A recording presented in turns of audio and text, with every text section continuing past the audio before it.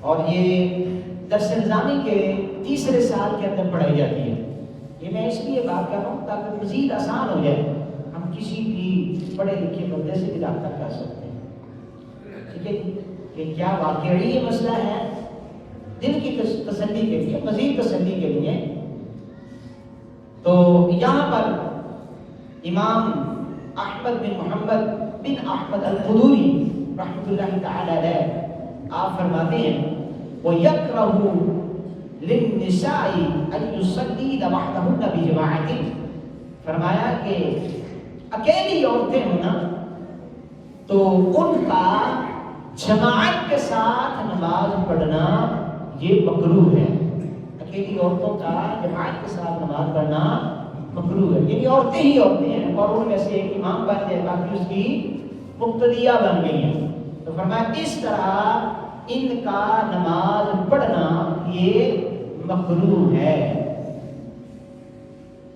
اور اس پر مزید جو ہے وہ الجوہرۃ النیرہ جو میرے پاس ہے، امام ابو بکر بن علی بن محمد الحدید رحمۃ اللہ تعالی علیہ، آپ نے اپنی الجوہرہ کی جلد نمبر 1 ہے، آپ اس میں فرماتے ہیں وَيُكْرَهُ لِلنِّسَاءِ أَن يُصَلِّينَ وَحْدَهُنَّ بِجَمَاعَةٍ، کہ تنہا عورتیں ہی عورتیں ہوں اور ان کا جماعت کے ساتھ نماز پڑھنا کہ ایک امام بن جائے باقی اس کی مقتدیہ بن جائیں. تو فرمایا کہ یکرہ، یہ عمل مکروہ تحریمی ہے. یہ عمل کیا مکروہ ہے؟ یعنی قریب با حرام ہے، قریب با حرام ہے. ایک آدھ بار کیا مکروہ تحریمی ہے، عادت بنا لینا حرام ہے، عادت بنا لینا حرام ہے. اور اس کی شرح میں فرماتے ہیں یعنی بغیر رجال، بغیر مردوں کے جماعت کے ساتھ پڑھ رہی ہیں تو پھر مکروہ تحریمی ہے. ہاں اگر مرد ہیں، جس طرح رسول پاک صلی اللہ علیہ وسلم کے زمانے اقدس میں ہوتا تھا کہ سرکار امام ہوتے اور پیچھے صحابہ کرام ہوتے، پھر بچوں کی صفیں ہوتی، پھر پیچھے صحابیات ہوتی، تو عورتیں باجماعت پڑھ رہی ہوتی تھی لیکن امام پھر بھی کون تھے؟ سرکار دو عالم صلی اللہ علیہ وسلم. مرد امام تھا، عورت امام نہ تھی.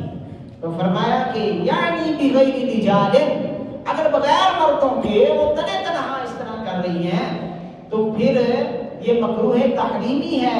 سواء فی ذلک الفرائض والنوافل والتراویح، فرمایا برابر ہے کہ وہ پڑھنے والی نماز وہ فرض نماز پڑھ رہی ہو یا کوئی نفل نماز پڑھ رہی ہو یا تراویح نماز پڑھ رہی ہو، یعنی کوئی بھی نماز عورتیں اس طرح جماعت کر کے ایک امام بن جائے اور اس کی مقتدیہ بن جائیں تو عورتوں کے لیے یہ بات جائز نہیں ہے، مکروہ تحریمی ہے.